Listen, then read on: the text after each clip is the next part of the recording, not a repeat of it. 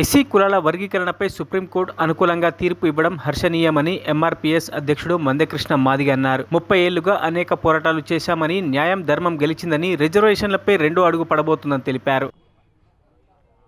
తపనతో కూడిన పోరాటం జరిగింది.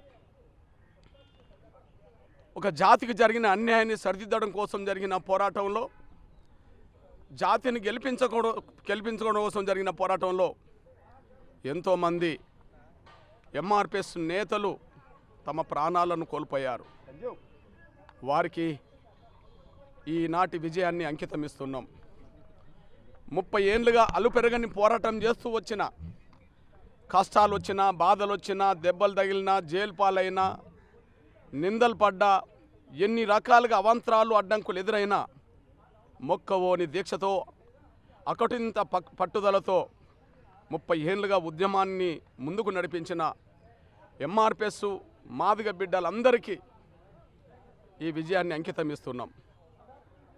అదే సమయంలో జాతి యావత్తు 30 ఏళ్ళు ఉద్యమం వైపే నిలబడ్డది. ఎన్నో కుట్రలు, ఉద్యమాన్ని దెబ్బతీసే కుట్రలు జరిగినాయి.